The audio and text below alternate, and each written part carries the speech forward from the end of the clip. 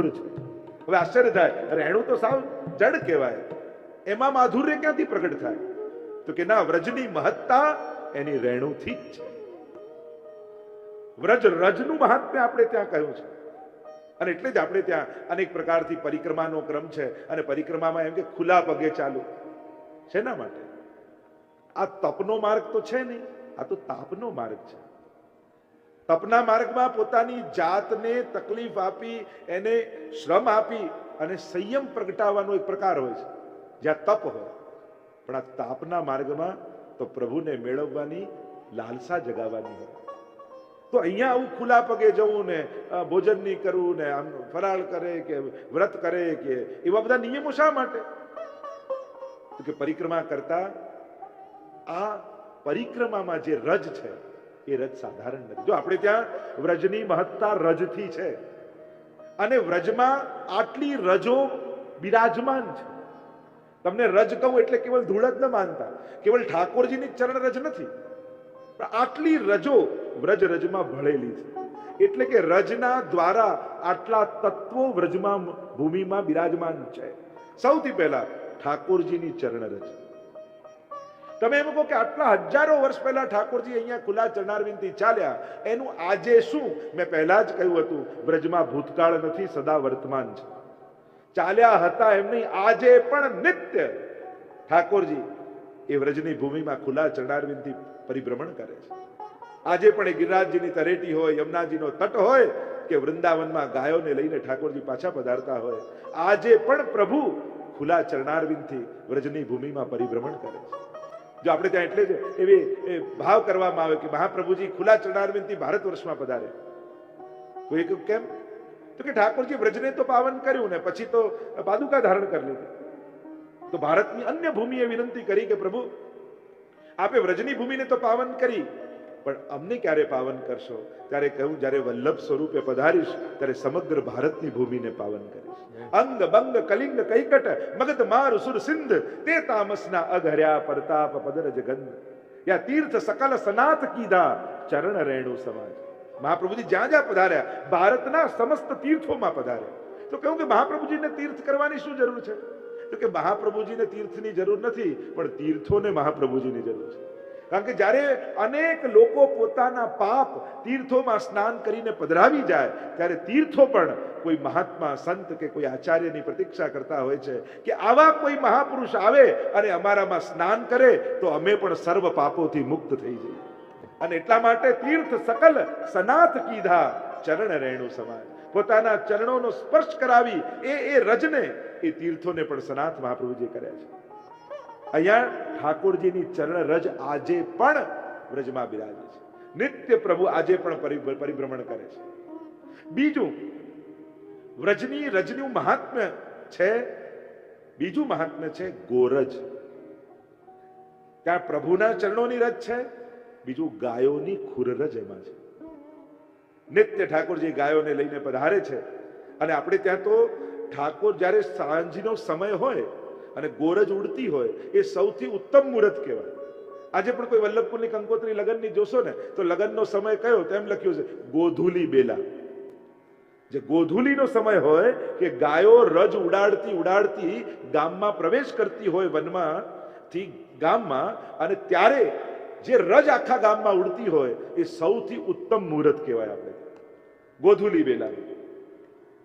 તો આમ ગાયોની ખુરરજ એમાં છે. કારણ કે પ્રભુની ગાયો પણ મધુર છે, આગળ વર્ણન આવશે. ત્રીજું, એ વ્રજની રજમાં રાધાજી અને ગોપીજનોની ચરણરજ છે. નિત્ય આજે પણ રાધાજી ઠાકોરજીની પાછળ પાછળ પાછળ પાછળ. એટલે તો ઉદ્ધવજી પણ જ્યારે ગયા વ્રજમાં કૃષ્ણ કૃષ્ણ કૃષ્ણ કરતા કરતા વ્રજમાં ગયા, પાછા આવ્યા ને તો ગોપીઓની ચરણ ધૂલીની વંદના કરતા કરતા આવ્યા. વંદે નંદ વજસ્ત્રીણામ પાદ રેણુમ ભિક્ષસહ યાસામ હરિ કથોદ ગીતમ પુનાતિ ભુવનત્રયમ.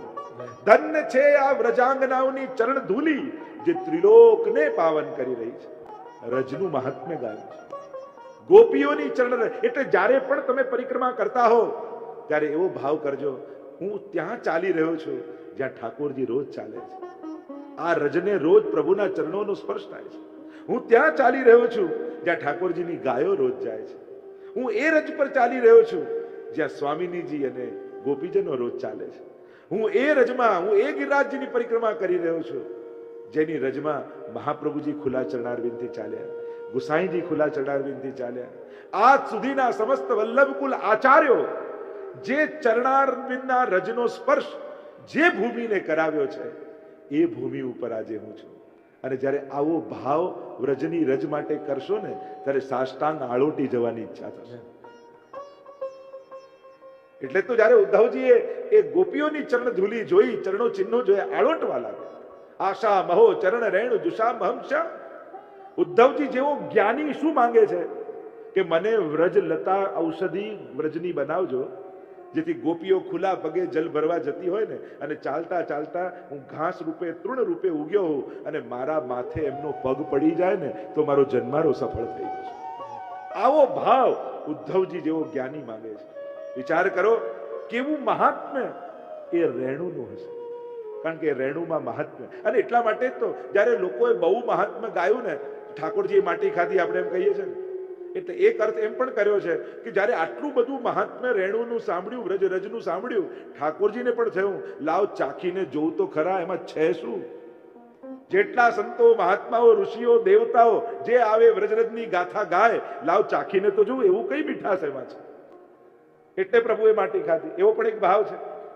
વ્રજ રજનું મહાત્મ્ય એટલું બધું કહેવાયું છે કે એ રજ અને એ રજ આ ત્રણેય સ્થાનોમાં નિત્ય બિરાજે છે. પહેલું, યમુનાજીમાં જલ કરતા પણ રજ અધિક છે. યમુનાષ્ટકમાં મહાપ્રભુજી સમજાવે છે યમુનાજીમાં જલની મહત્તા તો આપણે ગાઈએ છે, પણ પ્રભુના ચરણની રજ એ જ યમુનાજીના જલની શોભા છે. પણ કોની છે? મુરારી પદ એટલે ચરણ પંકજ, સ્ફુરદ અમંદ રેણુ ઉત્કટામ. જલ કરતા પણ જ્યાં રજ અધિક છે. નિત્ય ઠાકોરજી યમુનાજીમાં પધારે છે અને પોતાની ચરણ રજ પધરાવે છે. યમુનાજીની શોભા શેનાથી છે? શ્રી કૃષ્ણના ચરણારવિંદની રજ થકી શોભી રહે. એમની શોભા જ પ્રભુના ચરણોની રજ છે. એટલે જ કહ્યું ચરણ પંકજ રેણુ શ્રી યમને જુદેઈ. યમુનાજી શું આપે છે? ઠાકોરજીના ચરણની રજનું દાન કરે છે. જલપાન તો કરીએ જ છે, પણ એ રજનું પણ પાન. નિત્ય ઠાકોરજીની ચરણ રજ યમુનાજીમાં છે. બીજું ચરણ રજ બીજું ક્યાં મળે? તો કહું બીજું સ્થાન ગોવર્ધન કી રહીએ તરેટી, ગોવર્ધન કી રહીએ. નિત્ય પ્રતિ મદન ગોપાલ લાલ કે ચરણ કમલ ચિત લઈએ. અને કહ્યું વ્રજ રજ में लोटत गोविंद कुंड में नहीं. નિત્ય ઠાકોરજી ગિરિરાજજીની પરિક્રમા કરે છે રોજ. પ્રભુનો આ નિયમ જ છે. અને રોજ ગાયોને લઈને ગિરિરાજજીમાં પધારે છે ઠાકોરજી અને ગિરિરાજજીની પરિક્રમા કરે છે નિત્ય ઠાકોરજી. પ્રભુની તો પ્રત્યેક લીલા નિત્ય છે. અને એટલા માટે ગિરિરાજજીની તરેટીમાં રહેલી રજને રોજ પ્રભુના ચરણોનો સ્પર્શ મળે છે. એટલે જ આપણે ત્યાં દંડવતી પરિક્રમા કરતા હોય છે ને લોકો. એક દંડવતી પરિક્રમા ઇન્દ્ર જેવી છે. એણે અપરાધ કર્યો એટલે ક્ષમા માંગવા માટે દંડવત કરતા કરતા આવ્યો. ઇન્દ્રની કથામાં ભાગવતજીમાં આવે છે કે ઇન્દ્રે દંડવત કર્યા, સાષ્ટાંગ દંડવત કરતા કરતા પ્રભુ પાસે આવ્યો અને પોતાના અપરાધની ક્ષમા માંગી. એટલે એક ભાવ દંડવતીનો એવો છે કે કોઈ અપરાધ થયો હોય આપણાથી, કોઈ ભગવદ અપરાધ થયો હોય, ત્યારે દંડવત કરતા કરતા ગિરિરાજજીની પરિક્રમા કરવાથી એ અપરાધમાંથી જીવ મુક્ત થાય છે. પણ પુષ્ટિમાર્ગીય વૈષ્ણવનો ભાવ કંઈક જુદો છે. એમનો ભાવ છે વ્રજ રજ મેં લોટત. નિત્ય જ્યાં ઠાકોરજીના ચરણોનો સ્પર્શ થાય છે એ રજને મારા રોમ રોમ સાથે સંબંધ થાય, મારા રૂવાડે રૂવાડે પ્રભુની ચરણોની રજનો સ્પર્શ મળે. એટલા માટે આળોટતા આળોટતા, જેમ ઉદ્ધવજી આળોટ્યા, બીજો ભાવ ઉદ્ધવજી વ્રજરજમાં આળોટ્યા, એમ વૈષ્ણવ પણ આળોટતા આળોટતા આખાએ શ્રીઅંગ પર, આખાએ શરીર ઉપર વ્રજ રજને લપેટતા, લેપ કરતા અને ગિરિરાજજીની પરિક્રમા કરતા. હવે જુદી વાત છે કે આપણે ગાદલું રાખવું પડે છે, પણ જોવા જાઓ તો બને તો એ રજનો સ્પર્શ થવો એની મહત્તા છે. આ શરીર અશક્ત હોય, અસમર્થ શરીર હોય, પછી અતિરેક પણ નહીં કરવો. કોઈ પણ કામ એવું નહીં કરવું કે બીજા દિવસની સેવા છૂટે. હું તો એમ માનું, બધા આદર નિયમ બધું જ બરાબર, પણ કોઈ પણ વસ્તુનો એટલો અતિરેક નહીં કરવો કે જેનાથી આપણે સેવાથી અઠવાડિયું કે 10 દિવસ છૂટા રહેવું પડે. તમે પરાણે પછી કરવા જાઓ કે ના હવે તો આમ જ દંડવત કરવા છે, નીચે બેસાતું ના હોય તો પરાણા બેસવા જાઓ અને પછી 4 જણાએ ઊભા કરવા પડે, યા પછી કમરનો દુખાવો થઈ જાય ને અઠવાડિયું સેવા છૂટે, એના કરતા ઉપર બેસી જાવ. સારું, ભક્તિ માર્ગમાં અતિરેકની મનાઈ છે. કોઈ પણ વસ્તુનો અતિરેક કરો તો એ પ્રભુને ગમતું નથી. તમને એમ લાગે કે મેં બહુ કઠોર નિયમ પાડ્યા, પણ એ નિયમને કારણે પ્રભુથી દૂર થવું પડે તો એ ભક્ત માટે એ નિયમ બંધન કરતા છે. એવો અતિરેક નહીં કરવો. પરિક્રમા પણ જેટલી સહજ ભાવે, સરળતાથી, સહજતાથી થાય એનો જ પ્રયાસ કરે. ગિરિરાજજીને શ્રમ પડે એવું કાંઈ નહીં કરવું. મને તો કોશિશ કરવી ગિરિરાજજીની તરેટી પર વાત નહીં કરવી, કોઈ લૌકિક વિચાર નહીં કરવા. પ્રયાસ એ કરવો કે મારું ચિત્ત હંમેશા ગિરિરાજજીમાં રહે, પ્રભુના નામનું સ્મરણ થયા કરે. અને એ રીતે જ્યારે ગિરિરાજજીની પરિક્રમા કરો ત્યારે ગિરિરાજજીના સાચા કૃપાના અધિકારી આપણે થઈએ. તો ગિરિરાજજીની તરેટીમાં જે રજ છે એ રેણુર મધુરો, એ મધુર છે. કારણ કે એક તો ચરણોનો સ્પર્શ થયો છે, બીજું આ તો અહર્નિશ લીલા છે, દિવસ અને રાત. રાત્રિના સમયે એ જ ગિરિરાજજીની કંદરામાં યુગલ સ્વરૂપની અખંડ લીલાઓ છે. દિવસની લીલા તરેટીમાં છે, રાત્રિની લીલા કંદરામાં છે. ગોવર્ધન ગિરી સઘન કંદરા, રૈન નિવાસ કિયો પિય પ્યારી. ઠાકોરજી અને સ્વામીજી રાસ કરતા કરતા ગિરિરાજ, કારણ કે રાસના 3 સ્થાન છે, યમુનાજી, ગિરિરાજજી અને વૃંદાવન. આ 3 સ્થાનોમાં અખંડ રાસ છે. ઠાકોરજી અને સ્વામીજી રાસ માટેની તૈયારી કરી રહ્યા છે. ઠાકોરજી સ્વામીજીના શૃંગાર કરે, સ્વામીજી ઠાકોરજીના શૃંગાર કરે, અને સમસ્ત શૃંગાર થયા બાદ કેસર અને કુમકુમ ભેગું કરી એને ઘોંટી અને એને ઠાકોરજીના અને ઠાકોરજી શ્રી સ્વામીજીના ચરણારવિંદમાં અને સ્વામીજી ઠાકોરજીના ચરણારવિંદમાં સુંદર ચિત્રકારી કરે અને ચરણારવિંદમાં લેપ કરે, અને એવા સુંદર લાલ ચરણારવિંદ લાગે. અને એ રીતે આખી રાત્રિ અનેકવિધ પ્રકારની લીલા થાય, અને સવારનો સમય થાય, આવત લાલ ગોવર્ધન ધારી. ઠાકોરજી અને સ્વામીજી જ્યારે એ કંદરામાંથી બહાર પધારે ત્યારે ગિરિરાજજીની તરેટીમાં કુમળું કુમળું લીલું લીલું ઘાસ ઉગ્યું હોય, અને એના ઉપરથી ચાલીને યુગલ સ્વરૂપ પધારે ત્યારે એમના કુમકુમ અને કેસર એ ઘાસ ઉપર લાગી જાય. અને ઉત્થાપનનો સમય થાય ત્યારે આ પુલિંદ જીવો, ભીલ કન્યાઓ જે ગિરિરાજજીની તરેટીમાં રહે છે, ઉત્થાપન ભોગ એમના ભાવથી આવે. એ લોકો બપોરના સમયે જ્યારે પ્રભુ પડી ગયા હોય ત્યારે કંદમૂળ આદિ શોધવા નીકળે. શોધે, ફલાદી લાવે, સમારે, છાબમાં તૈયાર કરે, અને ઠાકોરજીને ઉત્થાપન સમય થાય ત્યારે છાબમાં એ ફલફૂલ ઠાકોરજીને ધરે. આજે પણ આપણા સેવાક્રમમાં એટલે ફલ આવે, એ પુલિંદજીઓના ભાવથી. અને આ પુલિંદજીઓ જ્યારે કંદમૂળ શોધવા નીકળી હોય ગિરિરાજજીની તરેટીમાં, ત્યારે લીલા લીલા ઘાસ ઉપર લાલ લાલ કુમકુમ અને કેસર દેખાય, અને એ કેસર ભેગું કરવા લાગે. અને ભેગું કરતા કરતા ભેગું થાય, કારણ કે આ સાધારણ નથી, આ રાસની પ્રસાદી છે. અને જે લીલાની પ્રસાદી વસ્તુ તમે ગ્રહણ કરો એ લીલાનો અનુભવ એનાથી થાય. એટલે જ આપણે ત્યાં નિત્યનો સેવાક્રમ હોય, આજે કુંવારો છે તો કુંવારાનો પ્રસાદ, આજે 56 ભોગ છે તો 56 ભોગનો પ્રસાદ, આજે અન્નકૂટ છે તો અન્નકૂટનો પ્રસાદ, ભલે કણિકા લઈએ, પણ એ મનોરથની સામગ્રી અને ઠાકોરજીને ધરી પ્રસાદની કણિકા જરૂર ગ્રહણ કરવી. કારણ એ મનોરથના આવેશ સાથે ઠાકોરજી એ સામગ્રી આરોગ્યા છે, તો એ સમયનો જે આવેશ છે એની પ્રસાદી આ છે. અને એ પ્રસાદ જ્યારે તમે ગ્રહણ કરો છો ત્યારે એ લીલાનો રસાનુભવ તમને થાય છે. એવો ભાવ આપણે ત્યાં છે. એટલા માટે અહીંયા આ કુમકુમ અને કેસર જે રાસના પ્રસાદી છે, સ્વયં સ્વામીજીના પ્રસાદી છે, અને રાસમાં સર્વોચ્ચ આનંદ કોઈને થતો હોય તો સ્વામીજીને થાય છે, દાદાજીને થાય છે.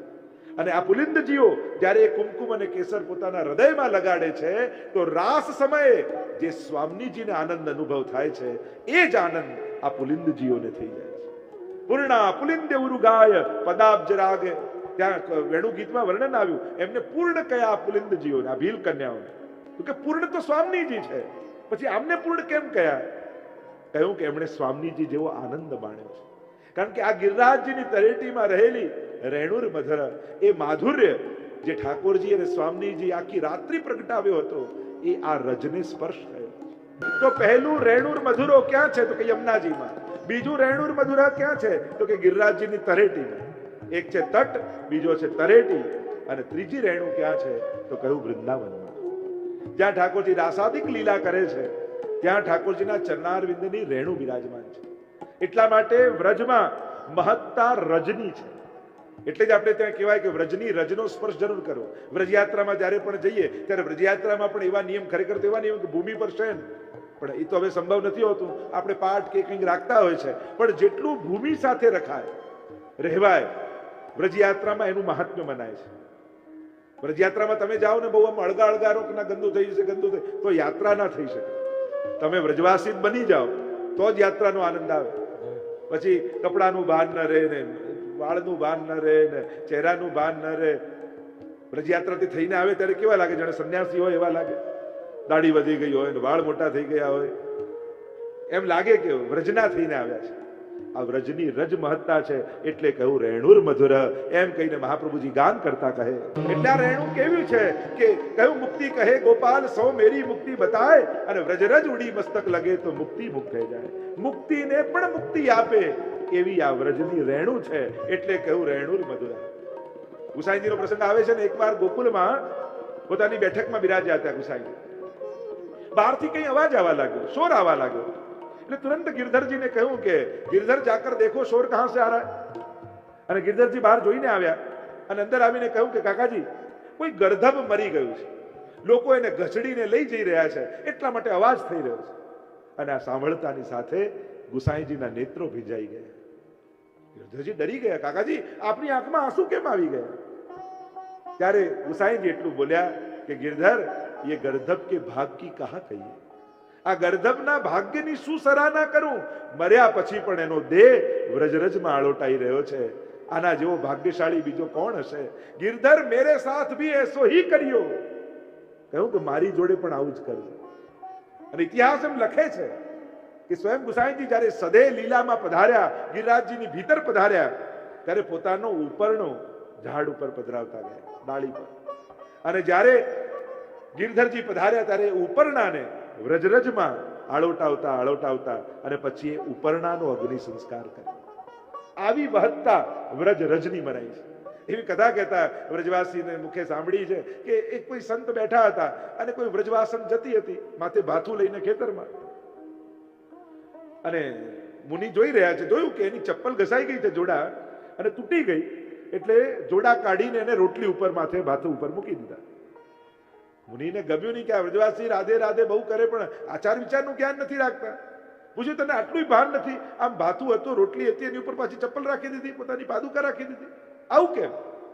ત્યારે વ્રજવાસણે કહ્યું, મહારાજ આ ચપ્પલ ક્યાં ઘસાઈ? તો કે આ વ્રજમાં. વ્રજમાં નહીં, વ્રજ રજમાં.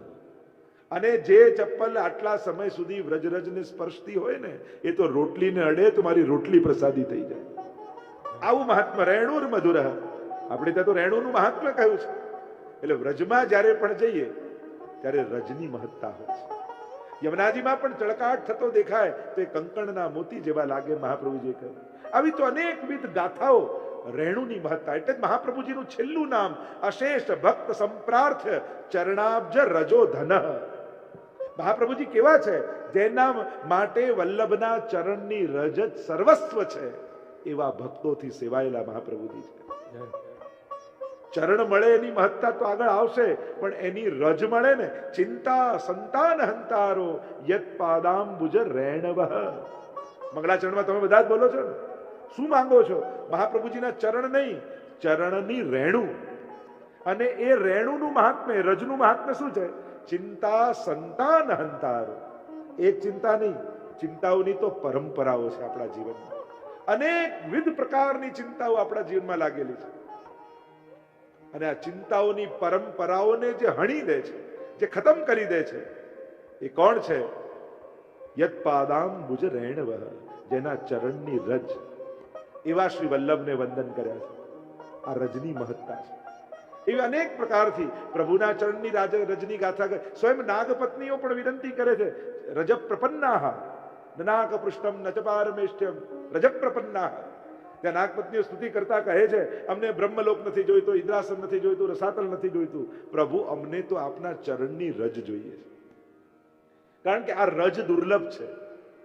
આ બધા લોક તો કર્મ અથવા તપથી મળી શકે છે, પણ આ રજ તો કેવલ કૃપા સાધ્ય છે. આ રજ પ્રાપ્તિ માટે કોઈ કર્મ કોઈ તપ કામ નથી લાગતું, કેવલ કૃષ્ણની કૃપા જ કારણ છે.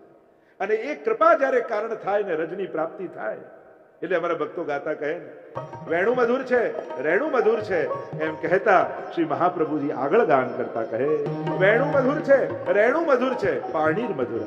પાણી એટલે જલ નહીં, હસ્ત.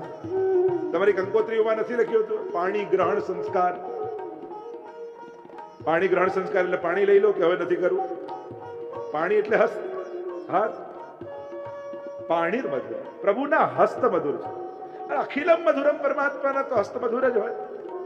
અને એ હસ્ત અનેક પ્રકારથી ગોપીજનો પ્રભુ પાસે યાચે છે. કે ઘણી વાર એમ કહે કે પ્રભુ અમારા મસ્તક પર, ગોપી ગીતમાં પણ ગોપીજનો કહે છે ને, ગોપિયા કહેતી હે પ્રભુ વિરિચિતા ભયમ વૃષ્ટિ ધૂર્યતે શરણમીયુષામ સંસુતેર ભયાત કરસરોરુહમ. હે કાંત, હે પ્રિય, આપનો કરકમલ, આપનો હસ્ત જે મધુર છે એ અમારા મસ્તક પર પધરાવો. ઠાકોરજી કહે પણ તમારા મસ્તક પર કઈ રીતે પધરાવી શકું? તમે સ્ત્રી છો. તો કહું શ્રી નિકેતનમ. લક્ષ્મીજી સ્ત્રી નથી.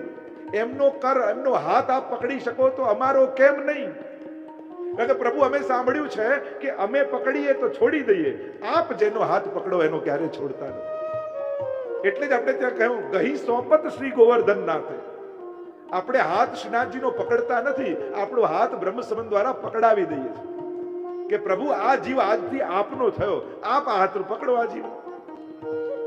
કારણ કે જીવ બુદ્ધિ છે, આજે પકડી રાખીએ ને કાલે કામ હોય તો છોડી પણ દઈએ, પણ પરમાત્મા એક વાર જેનો હાથ પકડે ક્યારે છોડતો નથી. અંતરાય થાય, વિલંબ થાય, એટલે કે ભગવાન ઢીલ છોડે પણ દોરી કાપતો નથી. ઘણી વાર દૂર પતંગ લાગે એ તો ઢીલ છોડી છે. ઘણી વાર પરમાત્મા જીવનની દોરીની ઢીલ છોડતો હોય એમ લાગે કે આ ભગવાનથી બહુ દૂર થઈ ગયો. બ્રહ્મ સમજ લીધા છતાંય નામે લેતો નથી, પ્રભુને યાદે કરતો નથી. દોરી કાપી નથી, ભગવાને ઢીલ છોડી છે. સાંજ પડશે ને ઉતારવાનો સમય આવશે ને ત્યારે દોરી ખેંચી ફરી એ પતંગ ધાબે આવી જવાનો છે. પરમાત્મા એને ખેંચી લેશે. અને વાર્તા સાહિત્યને અનેક પ્રમાણ છે. રામાનંદ પંડિતનો ત્યાગ કર્યો મહાપ્રભુજીએ, 1 લાખ જન્મનો અંતરાય થઈ ગયો. થયું કે 1 લાખ જન્મ પછી એમનો સ્વીકાર થશે. મહાપ્રભુજીના શરણે આવ્યા, એવી કૃપા થઈ, સ્વપ્નમાં જ 1 લાખ જન્મ વ્યતીત થઈ ગયા અને રામાનંદ પંડિતનો સ્વીકાર કરી લીધો. આ કૃપા. અહીંયા કહ્યું આપનો કરકમલ, તો કે લક્ષ્મીજીએ તો ગ્રહણ કર્યો છે કે એમની સાથે તમે વિવાહ કર્યો છે, એટલે એમનો કર તો પકડી શકું, પણ તમારો કઈ રીતે, તમારા માથે હાથ કેમ રાખું? તો કહ્યું અમે શરણાગત છીએ. શિરસી દેહી ન શ્રી કરગ્રહમ. સંસારના ભયથી તપ્ત થઈ, સંસુતેર ભયાત, અને કોઈ ભયભીત થઈને શરણમાં આવે તો શરણાગતની રક્ષા કરવી એ ધર્મ છે. અમને ભય સંસારનો છે. સાધારણ લોકોને સંસાર અનુકૂળ થાય તો નિર્ભયતા આવે, ભક્તોને એનો જ ભય લાગે. એમ લાગે કે બધું જ અનુકૂળ થઈ ગયું, ક્યાંક મારું મન સંસારમાં ન ફસાઈ જાય, એને એનો જ ભય લાગે છે.